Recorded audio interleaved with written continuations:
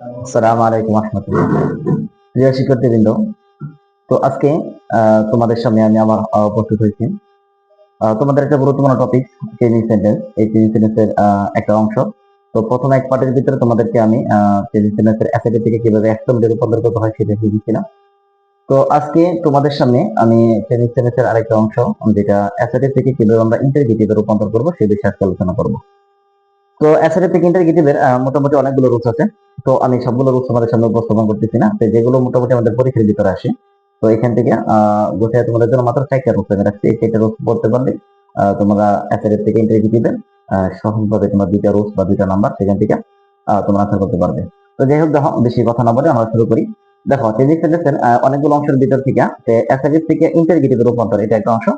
তো এখানে মোটামুটি 4টা রুলস যদি তোমরা পড়তে পারো, এই 4টা রুলসের ভিতর থেকে তোমাদের 2টা রুলস আসতে পারে। তো দেখো, প্রথম যে রূপটা আমি এখানে লিখছি এটা হলো সাবজেক্টের পরে যদি অক্সিলারি ভার্ব থাকে। তো প্রথমত আমি তোমাদেরকে বলছিলাম যে সেন্টেন্স চেঞ্জের জন্য যে বিষয়টা তোমাকে প্রথমে খেয়াল করতে হবে সেটা হলো যে সেন্টেন্সের স্ট্রাকচারটা মনস্থ করতে হবে। যে অ্যাসাইটিভ সেন্টেন্সের স্ট্রাকচারটা কেমন হয়। যে অ্যাসাইটিভ সেন্টেন্সের দুই ধরনের স্ট্রাকচার আছে। একটা হলো সাবজেক্টের পরে অক্সিলারি ভার্ব থাকতে পারে, অথবা আরেকটা হলো সাবজেক্টের পরে মূল ভার্ব থাকতে পারে। এই দুইটা। আবার অনেক সময় এরকম হয় যে সাবজেক্টটা কিছু বিশেষ ওয়ার্ড থাকে, তো সেগুলোর ক্ষেত্রে কিছু পরিবর্তন হয়, তো সেটা আমরা করবো ইনশাল্লাহ। তো এখন আপাতত আমরা যে দুটো রূপ এখানে সামনে উপস্থাপন করছি তোমাদের সামনে, দেখো যে এখানে প্রথম যে রূপটা বললাম, দেখো সাবজেক্টের পর যদি অক্সিলারি ভার্ব থাকে। এখন তোমরা জানো অক্সিলারি ভার্ব কোনগুলো: এম ইজ, আর, অজের, হ্যাভ এ সেট, do does did, can could shall should may might, তো এগুলোর নাম হলো অক্সিলারি ভার্ব। তো সাবজেক্টের পরে যদি এই অক্সিলারি ভার্ব গুলো থাকে, তখন তোমাকে যদি বলে ইন্টারগেটিভে রূপান্তর করো, তখন তুমি কি করবে? প্রথমে এই অক্সিলারি ভার্বটা বাক্যের প্রথমে বসিয়ে দেবে ইন্টারগেটিভ ফর্ম। পরবর্তীতে একটা নট বসাইবা যদি বাক্যটি কি হয়, অ্যাফার্মেটিভ হয়। এখন এটা আমরা জানি, এটা কোশ্চেনে পড়ছি যে একটা বাক্য কখন অ্যাফার্মেটিভ হয়। একটা বাক্যের ভিতরে যদি দেখো no, not, never, hardly, really, seldom, scarcely, little, few, তো এই শব্দগুলো যদি থাকে একটা সেন্টেন্সের ভিতরে, তখন বুঝবে যে এই বাক্যটা কি নেগেটিভ। আর এই যদি ওয়ার্ড গুলো না থাকে, বাক্যটা অ্যাফার্মেটিভ। ঠিক আছে? তাহলে যদি বাক্যটা অ্যাফার্মেটিভ হয়, তখন আমরা এই অক্সিলারি ভার্বের সাথে একটা নট ইউজ করব। এরপরে সাবজেক্ট সহ বাকি অংশ বসাই দিলেই আমাদের প্রশ্নবোধক হয়ে যাবে। ঠিক আছে? ওকে, এখন দেখো তুমি এক্সাম্পল দেখো। দেখো যে সাবজেক্ট আছে ওয়াটার, এরপর আছে তোমার ইজ। ইজ একটা অক্সিলারি ভার্ব, সাবজেক্টের পরে অক্সিলারি ভার্ব আছে। এইটাকে ঠিক করলে প্রথমে কি বলছিলাম, অক্সিলারি ভার্ব ব্যবহার করতে হবে। তাহলে ইজ আছে, তো তুমি ইজটা কি করবে, বাকি প্রথমে নিয়ে আসবে। তাহলে প্রথমে আমরা ইজ ইউজ করলাম। দ্বিতীয় নাম্বার, পরে যে বাক্যটা দেওয়া আছে, দেখো বাক্যের ভিতরে নেগেটিভ কোনো ওয়ার্ড আছে কিনা। দেখো নাই, নো, নট, নেভার, হার্ডলি, এগুলো নাই, আছে নাই। না থাকলে তখন এই ইজের সাথে তখন তুমি অক্সিলারি ভার্বের সাথে একটা রদ বসাবে, কমা দ্বারা, এপোস্ট্রফি কমা শর্টকারে বসাবে। ঠিক আছে? ইজেন্ট, পরে সাবজেক্ট সহ বাকি অংশ বসিয়ে দিবা। তাহলে isn't water a liquid substance. ঠিক আছে? শেষ। ওকে, এভাবে। তো এটা হলো আমাদের সাবজেক্টের পরে অক্সিলারি ভার্ব থাকলে। দ্বিতীয় নাম্বার হলো দেখো, এটাও সেম একই কাহিনী। দাও সাবজেক্ট আছে, এরপরে ক্যান আছে। দাও ক্যান, তো ক্যান একটা মূলক ভার্ব, এটা মূলক অক্সিলারি ভার্ব। তাহলে আমরা বলছি প্রথমে সাবজেক্টের পর অক্সিলারি ভার্ব থাকলে এটা প্রথমে ইউজ করতে হবে। তাহলে ক্যান, এই যে ক্যান। দ্বিতীয় নাম্বার বলছে কি করবা। দ্বিতীয় নাম্বার দেখো, এখন সেন্টেন্সটা অ্যাফার্মেটিভ না নেগেটিভ। দেখো এখানে কিন্তু নট আছে স্পষ্টভাবে। তো আমরা বলছিলাম কোন বাক্যের ভিতরে যদি no, not, never, hardly, really এগুলো থাকে, তখন বাক্যের নাম হইলো নেগেটিভ। অ্যাফার্মেটিভ করতে হবে এখন। তাহলে এখানে নট ব্যবহার করা যাবে না। ঠিক আছে? তাহলে ক্যান, এরপরে সাবজেক্ট থেকে বাক্য অংশ, ক্যান উই ডু দ্য সাম। আর লাস্টে একটা লাস্টে একটা আমাদের কোশ্চেন মার্ক ইউজ করতে হবে। ঠিক আছে? তাহলে প্রথম রুলস আমাদের শেষ হলো। দ্বিতীয় দেখো, এখন দ্বিতীয় নম্বর যে রুলসটা আমি এখানে লিখছি, এটা হচ্ছে সাবজেক্টের পরে যদি তোমার মূল ভার্ব থাকে। তো সাবজেক্টের পরে যদি মূল ভার্ব থাকে, তাহলে তুমি কিভাবে ইন্টারগেটিভ করবে, প্রশ্নবোধক বাক্য তৈরি করবে। তো এটার জন্য আমাদের যে কাজটা করতে হবে, সাবজেক্টের পরে যেহেতু মূল ভার্ব থাকবে, তখন আমাদের প্রথমেই এই মূল ভার্বের জন্য ডু, ডাস অথবা ডিড আমরা ইউজ করব। প্রথমে ডু, এরপরে ডাস, এরপরে ডিড ইউজ করব। এখন আমরা এটা জানি যে ডু অথবা আর ডাস এই দুটো হলো প্রেজেন্ট টেন্সের টু বি ভার্ব, প্রেজেন্ট টেন্সের টু বি ভার্ব। আর ডিড হলো পাস্ট টেন্সে ইউজ করা হয়।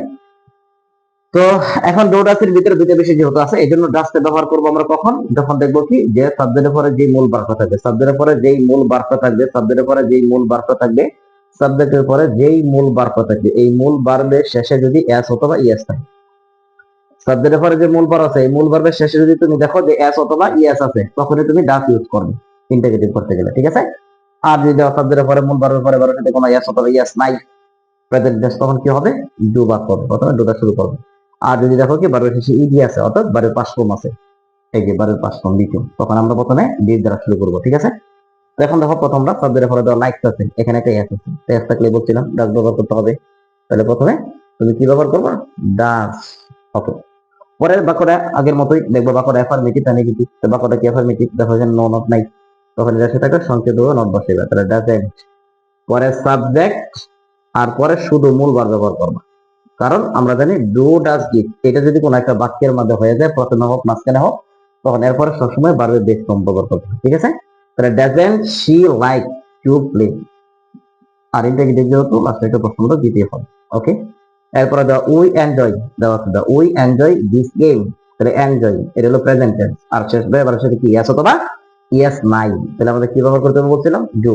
এখন বাক্যটা অ্যাফার্মেটিভ না নেগেটিভ, বাক্যটা অবশ্যই অ্যাফার্মেটিভ, কারণ নেগেটিভ ওয়ার্ড নাই, এজন্য নেগেটিভ করতে হবে তখন। তো ডোন্ট পরে সাবজেক্ট সহ বাকি অংশ লিখবো, ঠিক আছে।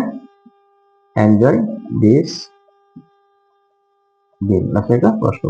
ওকে, এরপরে সর্বশেষ যে রূপটা আছে এখানে, যে নিয়মটা শব্দের পরে দেখো এখানে কি আছে, ইনহেরিটেড, অর্থাৎ উত্তরাধিকার সূত্রে কোনো কিছু অর্জন করা বা পাওয়া। তো এটা দাও বারবার শেষে ইডি আছে, এটা আমরা জানি বারবার শেষে ইডি থাকলে এটা অবশ্যই বারবার পাঁচ ফর্ম বোঝাই। আর আমরা জানি বারবার পাঁচ ফর্ম হইলে প্রথমে আমাদের কি ব্যবহার করতে হবে, ডিড। আর বাক্যটা কি অ্যাফার্মেটিভ, দেখো নো নট নাই, তখন নেগেটিভ করতে হবে, তাহলে কি হবে, ডিডন্ট। পরে সাবজেক্ট কি, আর আমি আগে বলছি তোমাদেরকে যে কোনো একটা বাক্যের ভিতরে যদি তুমি ডু ডাস অথবা ডিড এটা যদি একবার ইউজ করে ফেলো, পরবর্তীতে মূল ভার্ব হবে সবসময়, অর্থাৎ ভার্বটা সবসময় মূল ভার্বের বেস ফর্ম হবে। এই জন্য এখানে ধরা আছে ইনহেরিটেড, তো এটার ভার্বের বেস ফর্ম হলো ইনহেরিট, এই পর্যন্ত ইনহেরিট। এরপরে বাকি অংশ বসে বাস্ট প্রপার। ওকে, ঠিক আছে, তো আশা করি তোমরা বুঝতে পারছো। তো পরবর্তীতে আমরা পরে 3 নম্বর অপশন চলে যাবো ইনশাআল্লাহ।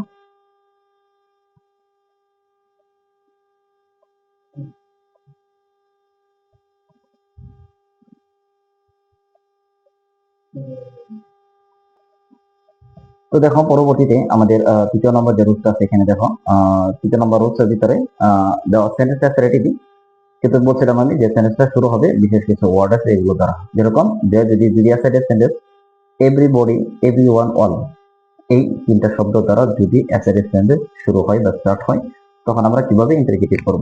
তাহলে এভরিবডি, এভরিওয়ান, অল দ্বারা যদি অ্যাসারেটিভ সেন্টেন্স শুরু হয়, তাহলে ইন্টারগেটিভ করতে গেলে তোমাকে প্রথমে ও ইউজ করতে হবে, প্রথমে ও ইউজ করবে। এরপরে তোমাদের টেন্স অনুযায়ী ডাজ নট অথবা ডিডন্ট, ডাজেন্ট অথবা কি ডিডন্ট ইউজ করতে হবে।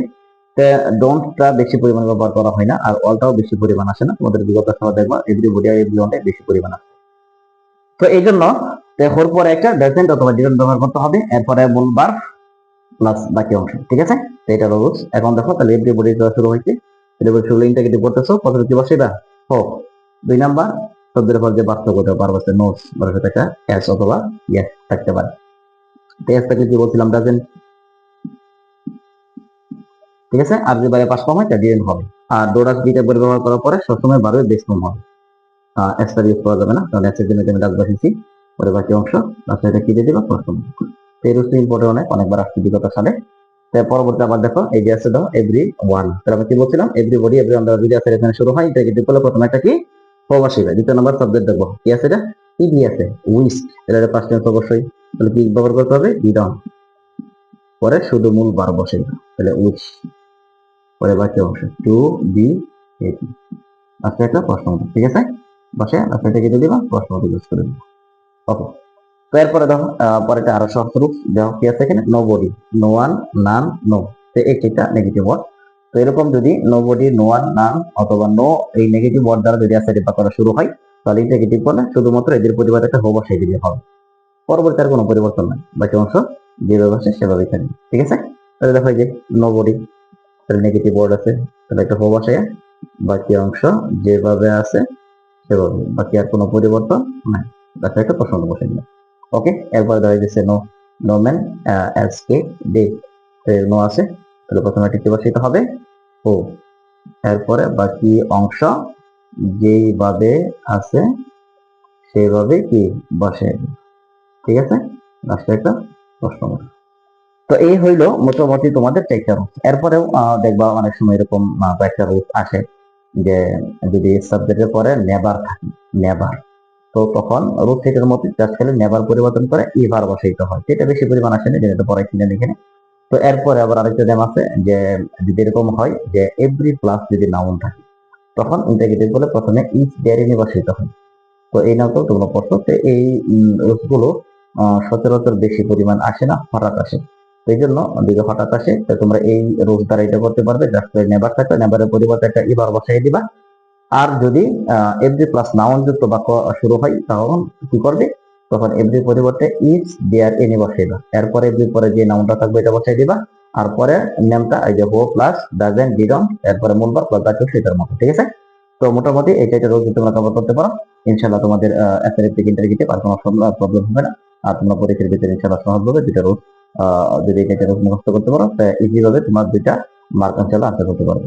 ঠিক আছে, তাহলে ভিডিও যদি ভালো থাকে ভালো লাগে তোমাদের, তো তোমরা এটা বেশি বেশি করে শেয়ার করবে তোমাদের বন্ধু বান্ধবের সাথে, এবং বেশি বেশি করে আমাদের ইউটিউব চ্যানেল আছে ইকরা একাডেমি নামে, সেখানে সাবস্ক্রাইব করবে।